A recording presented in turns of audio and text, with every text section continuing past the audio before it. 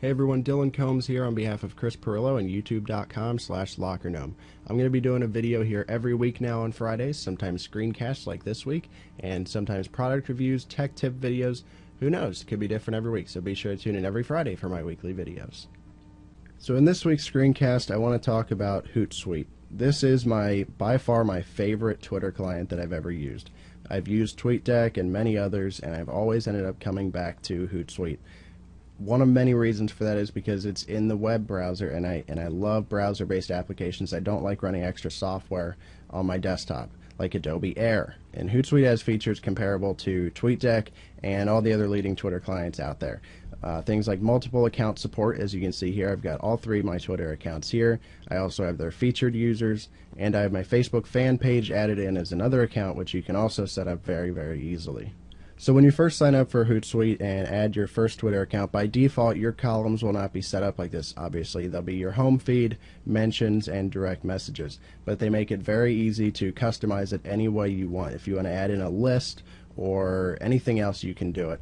As you can see here, I'll go into add stream, and I can add from Twitter any feed, search, keyword, list. I can go into Facebook, add my Facebook page, fan page, LinkedIn, MySpace, yeah, Ping FM, WordPress, Foursquare.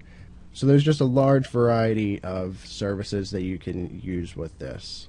And as with any other Twitter client, your columns will refresh at however often you set them to. Manual refresh or 2, 5, 10, 15, or 30 minutes. HootSuite also allows you to publish to multiple accounts all at once, which for me as a podcaster and professional blogger is great.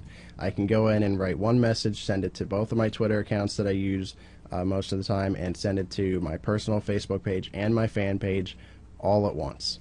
Another great feature that you might have expected is scheduled tweets. As you can see, my fourth column over here is pending tweets. At 5:50 in about 8 minutes, this tweet will go out. I schedule these often if I find interesting tech news stories, or if I want to retweet a link to the latest podcast I post, I can have it automatically do it for me. Another very useful feature on the home page here when you're logged in is the Twitter search. If you just click on search, it'll drop down with a list of trending topics, and you can even choose to use your location for local search or local trends. So now that we've gone over the home page, let's go ahead and take a look at some of the options here. You can set up contacts, which is just basically everybody that you have in your Twitter or Facebook accounts. You can view all that information there.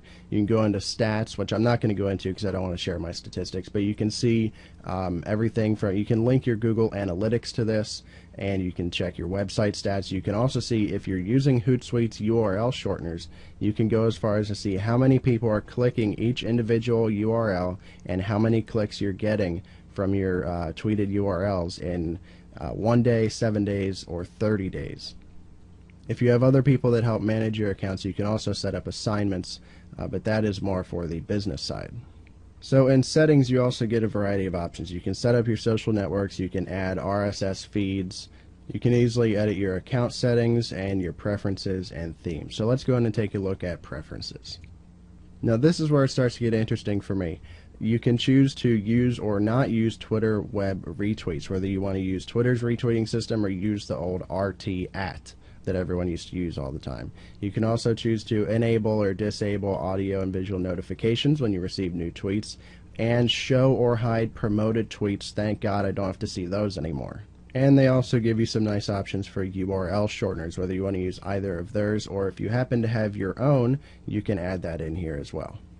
If you go to themes, there's not a whole lot here. I've got mine on the dark theme called Magnum. You can use Classic or Blue Steel if you happen to like a lighter colored theme. They also have applications for many different platforms as well. As you can go in and see here, they have an iPhone and an Android app, a Fluid desktop app for Mac OS X only, unfortunately, and they also have their own Chrome and Firefox extensions, which is great for easily sending out a link and short message to any site that you happen to be on at the time.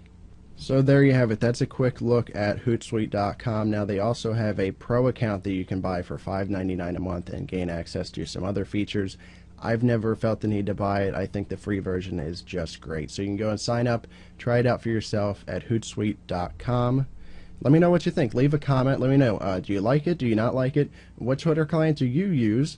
Leave us a response in the comment section below, and don't forget to tune in next week on Friday for my next weekly video here. Of course, you can join the community of geeks over at LockerGnome.net, the LockerGnome blogs at LockerGnome.com, Chris's blog at Chris.Pirillo.com, and Chris is streaming live 24 hours a day, 7 days a week at live.Pirillo.com.